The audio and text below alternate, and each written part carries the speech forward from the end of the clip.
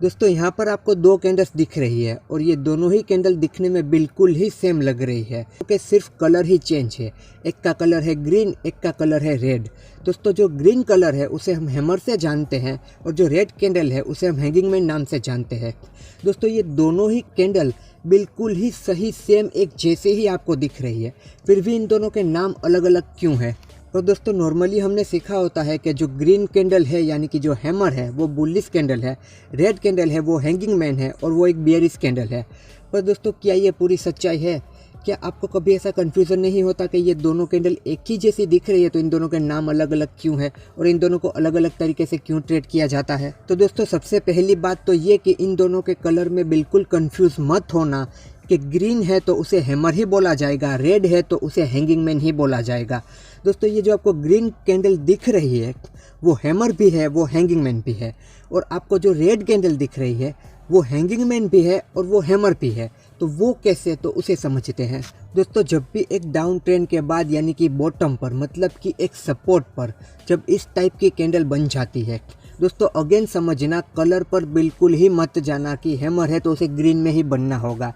जब एक down trend के बाद सपोर्ट पर इस टाइप की कैंडल बन जाएगी, चाहे वो रेड हो चाहे वो ग्रीन हो, बस वो इस तरह होनी चाहिए, मतलब कि इसकी जितनी बॉडी है उससे डबल इसकी शेडो होनी चाहिए। ये एक ही रिक्वायरमेंट है हैमर कैंडल बनने की।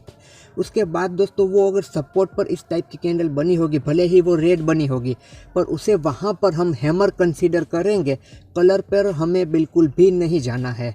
दोस्तों सपोर्ट पर इस टाइप की कैंडल बनी तो उसे हम नाम देंगे हैमर का, और उसके हाई के ऊपर अगली कैंडल क्लोज होगी तो हमें कंफर्मेशन मिल जाएगी कि यहाँ से स्टॉक की प्राइस ऊपर जा सकती है, और फिर वहाँ पर हमें बाय करना होता है और इस कैंडल के लो के नीचे हमें अपना स्टॉप लॉस सेट करना होता है। तो दोस्तों सपोर्ट पर जब ये कैंडल बन जाएगी, वो रेड हो या ग्रीन हो, उसे हम हैमर कहेंगे। और दोस्तों एक अप ट्रेंड के बाद यानी कि टॉप पर यानी कि रेजिस्टेंस लेवल पर ये कैंडल बन जाएगी, वो भले ही फिर रेड हो या फिर ग्रीन हो, इस टाइप में कैंडल बन जाएगी तो दोस्तों वहाँ पर हम उसे कंसीडर करेंगे एज अ हैंगिंग मैन, ना कि हैमर।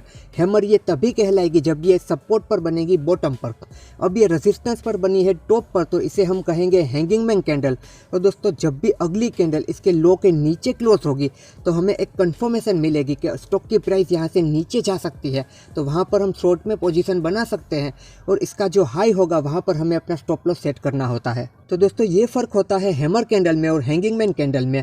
इसके कलर पर बिल्कुल ही मत जाना, ऐसा करके बिल्कुल याद मत रखना कि ग्रीन है तो वो हैमर ही है, रेड है तो वो हैंगिंग मैन ही है। दोस्तों ये दोनों भी हैमर है और ये दोनों ही हैंगिंग मैन है, बस फ़र्क इतना है कि जब वो सपोर्ट पे बनेगी तो वो हैमर होगी, जब वो रेजिस्टेंस पर बनेगी तो वो हैंगिंग मैन होगी। क्योंकि दोस्तों सारी ही बुलिश कैंडल एक डाउन ट्रेंड के बाद सपोर्ट पर बनती है और सारी ही बियरिश कैंडल एक अप ट्रेंड के बाद रेजिस्टेंस पर बनती है। सो आई होप दोस्तों आपको इन दोनों के बीच का डिफरेंस समझ में आया होगा और आपको कलर में बिल्कुल ही कंफ्यूज नहीं होना है।